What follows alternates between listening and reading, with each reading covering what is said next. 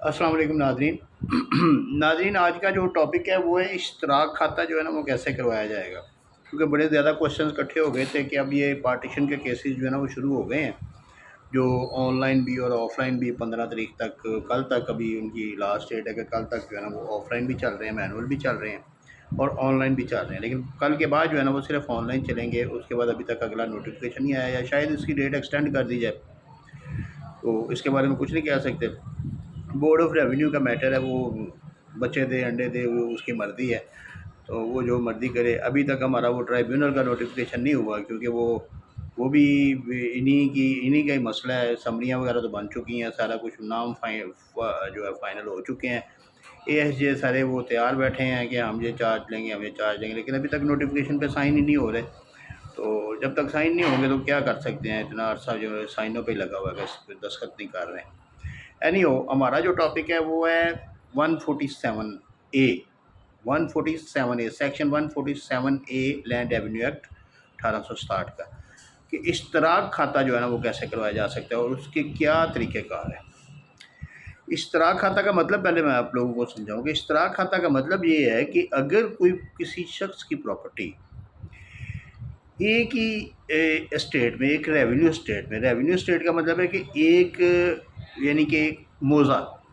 आप कह लें आसान लफ्ज़ों में, जो फ़र्द के ऊपर मौज़ा लिखा होता है ना वो एक ही है, और उसके अंदर मुख्तलिफ़ खेवट खतूनियों के अंदर जो है ना वो उसकी जगह है, और वो चाहता है कि वो एक ही जगह पे हो जाए, तो इसको इश्तराक खाता बोलते हैं। लेकिन इसकी कंडीशंस हैं,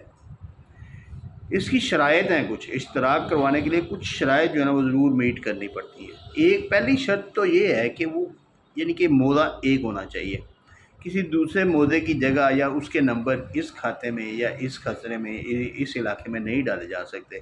ना किसी दूसरे ज़िले के, ना दूसरी तहसील के। ये तो क्वेश्चन ही पैदा नहीं होता ना दूसरे गाँव के, ना दूसरे मौज़े के नंबर जो है ना वो इस खाते में नहीं डाले जा सकते, इनका इश्तराक नहीं हो सकता। दूसरी चीज़ ये है कि अगर आपकी मुश्तरका जगह जो है, मुश्तरका जो आपके बंदे हैं, आपके एक खाते में, एक खेवट में आपके जो मुश्तरका मालकान हैं,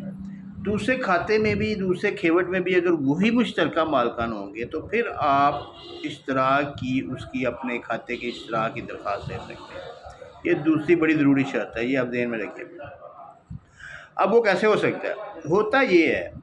कि जिस वक्त कोई बंदा फोत होता है ना, तो उसके वारसान तो सेम ही है ना। अब उसके वारसान एक मौज़े में, मिसाल के तौर पे आप सियालकोट लगा रहे हैं, मैं सियालकोट का रहायशी हूँ, सियालकोट का हाजीपुरा मौज़ा हाजीपुरा है। हाजीपुरा में एक जगह पे उसके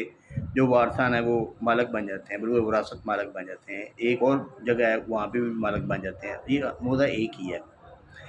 अब जब मौज़ा एक है तो मुश्तरका जो खातेदार हैं वो भी एक ही हैं, तो फिर आप इश्तराक खाते की एप्लीकेशन दे सकते हैं। समझ आ जानी चाहिए थी आपको अब तक कि दो कंडीशन जो है ना वो मस्ट हैं। एक तो खाता जो है ना, खातेदार जो है ना वो सेम होने चाहिए, और एक जो है ना मौज़ा सेम होना चाहिए जिस वक्त आपने अपनी प्रॉपर्टी ज्वाइंट करवानी है। अब आते हैं कि इसका तरीक़ाकार क्या है, इसका प्रोसीजर क्या है, इसकी एप्लीकेशन कैसे देनी है। इसके दो प्रोसीजर हैं। पहला प्रोसीजर ये है, ये भी आप समझ लें कि अगर आपका वो जो तकसीम का केस चल रहा है ऑलरेडी अगर आपका तकसीम का केस किसी तहसीलदार के पास चल रहा है, इवन कि अगर आप अपील में भी चल रहा है आपका केस, तो आप उसमें भी आप एप्लीकेशन, एक रिटन आपने एप्लीकेशन पिटीशन रिटन लिखनी है कि ये मेरी फ़र्द है, ये इस खाते में मैं और ए और बी दोनों मालक, तीनों मालक हैं, और इस खाते में भी ए और बी और मैं तीनों मालक हैं, इस खाते में भी ए और बी और मैं तीनों मालक हैं। इन तीनों में जो है ना मेरी 5-5 मरले जगह है, मेरी 15 मरले इकट्ठी कर दी जाए इस खाते में। अब ये इस खाते में इकट्ठी कर दी जाए, ये आपने डिसाइड नहीं करना,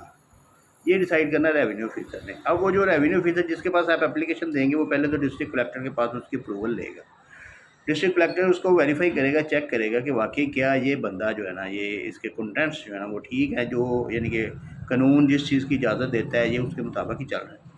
यानी कि इसके जो मैंने दो कंडीशंस बताई हैं वो मीट कर रही हैं, तो डिस्ट्रिक्ट कलेक्टर जो है ना वो उसकी परमिशन देगा, और फिर रेवेन्यू ऑफिसर जो है ना वो उसका इश्तराक बनाएगा। इश्तराक बना के तमाम पार्टियों को बुलाएगा, उनके साथ डिसाइड करेगा, उनके एतराज़ात सुनेगा, एतराज़ात को डिसाइड करेगा, और उसके बाद फिर इश्तराक मुकम्मल करेगा।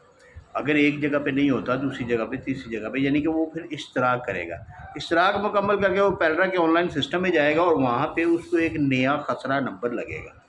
وہ نقشے میں آئے گا، یعنی کہ جو آن لائن نقشہ جو میپ گوگل میپ کے ذریعے یہ بنائے جا رہے ہیں، وہ اس گوگل میپ کے ذریعے وہ نقشہ بنے گا، نقشے کے مطابق جو ہے نا وہ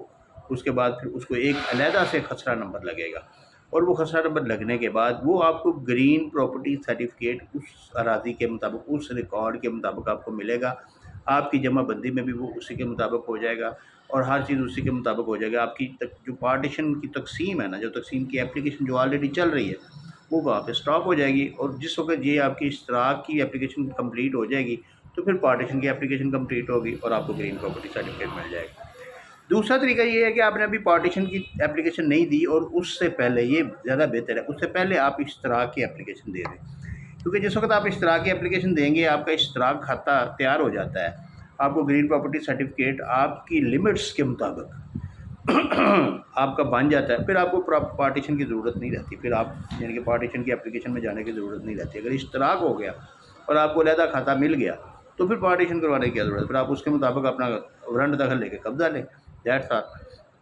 تو اس طریقے سے آپ جو ہے نا یہ سیکشن 147A جو لینڈ ریونیو ایکٹ میں نئی امینڈمنٹ میں ڈالا گیا ہے، اس کو آپ استعمال کر سکتے ہیں، اس کو یوز کر سکتے ہیں۔ اس میں کوئی ضرورت نہیں ہے کہ آپ کسی وکیل کو پیش کریں، آپ ان پرسن بھی جو ہے نا کسی وہ وثیقہ نویس سے ڈیڈ رائٹر سے جو ہے نا وہ اپنی پٹیشن وغیرہ تیار کروا کے کمپیوٹر سے، تو اس کے ساتھ وہ سارے ڈاکومنٹس اپنے فرد وغیرہ آئی ڈی کارڈ وغیرہ اور جو مشترکہ کھاتہ دار ہیں ان کے نام وغیرہ سارے لکھ کے تو وہ آپ جمع کروا سکتے ہیں ریونیو میں، جو ہے نا ریونیو آفیسر کے پاس۔ آپ کو وکیل کی ضرورت نہیں ہے، لیکن اگر وکیل کی تو خیر کہیں بھی ضرورت نہیں ہوتی، اگر آپ علم رکھتے ہیں تو آپ جانتے ہیں تو آپ خود اپنا کیس فائٹ کر سکتے ہیں۔ تو لیکن چونکہ کمپلیکیشنز ہیں اس میں اور بہت کچھ ہے اس میں، یعنی کہ ایک ایک پوائنٹ پہ جو ہے نا ہمارے ججز اور ہمارے ریونیو آفیسر جو ہے نا وہ کیس کا پاسے پڑھ دیتے ہیں، کیونکہ ان کی بھی اپنی اپنی سوچ ہوتی ہے، تو اس لیے وکیل کی ضرورت ہوتی ہے۔ لیکن بہرحال اگر آپ کو سمجھ آ گئی ہے تو پھر آپ کو انشاءاللہ ضرورت نہیں ہوگی۔ شکریہ۔